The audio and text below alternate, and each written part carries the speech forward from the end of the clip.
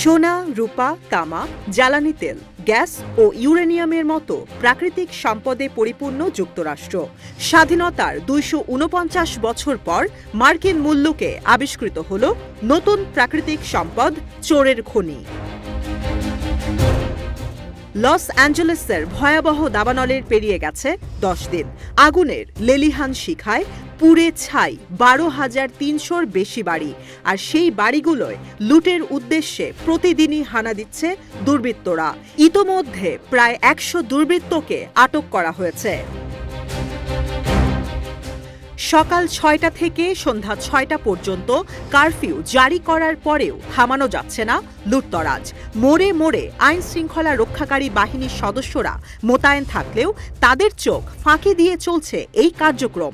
আটককৃতদের গাড়ি থেকে উদ্ধার করা হয়েছে মাস্ক, গ্লাভস ও উইন্ডো ব্রেকারের মতো বিভিন্ন সরঞ্জাম। সুন্দর চেহারার আড়ালে মুখোশ পরিহিত চোরের সন্ধান মিলেছে লস অ্যাঞ্জেলেসে। দাবানলের সুযোগে বাড়ি ভাড়ার দাম বাড়ানো হয়েছে ১৩৪% পর্যন্ত। নিত্য প্রয়োজনীয় পণ্যের মূল্যও বেড়েছে দ্বিগুণ। ডেইলি মেইলের প্রতিবেদনে উঠে এসেছে এই তথ্য। শহরের মাঝামাঝি অবস্থিত ৩ বেডরুমের একটি ফ্ল্যাটের ভাড়া ডিসেম্বরে ছিল $৫,৫০০। জানুয়ারির ১১ তারিখ নাগাদ এই ভাড়া বেড়ে $১৫,০০০ দাঁড়িয়েছে। অথচ অঙ্গরাজ্যের আইন অনুসারে জরুরি অবস্থায় ১০% বেশি দাম কোনো অবস্থায় বাড়ানো যাবে না। অভিযোগ প্রমাণিত হলে ১ বছরের জেল ও $১০,০০০ জরিমানার বিধান রয়েছে।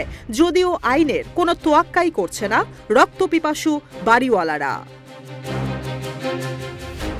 পরিস্থিতি নিয়ন্ত্রণে কঠোর নিষেধাজ্ঞা দিয়েছেন ক্যালিফোর্নিয়ার অ্যাটর্নি জেনারেল রব বন্টা। জানান, ইতোমধ্যে বিভিন্ন অভিযোগের তদন্ত শুরু করেছে পুলিশ।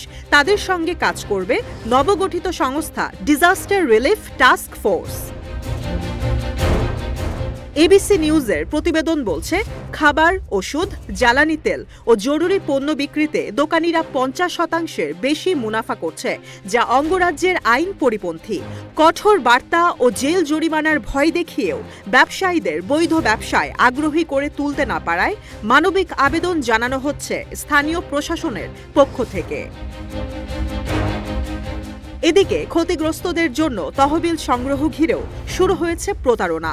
ক্যালিফোর্নিয়া দমকল বিভাগের দাবি, তাদের নাম ব্যবহার করে সামাজিক যোগাযোগ মাধ্যমে খোলা হয়েছে বেশ কিছু অ্যাকাউন্ট, যেখানে দাবানলে ক্ষতিগ্রস্তদের জন্য চাওয়া হচ্ছে আর্থিক সহায়তা। অনেকেই অর্থ নিয়ে প্রতারিত হচ্ছেন, আবার অনেকের কাছ থেকে হাতিয়ে নেওয়া হচ্ছে ব্যক্তিগত তথ্য। এসব প্রতারকদের বিরুদ্ধে অভিযান শুরু করেছে এফবিআই।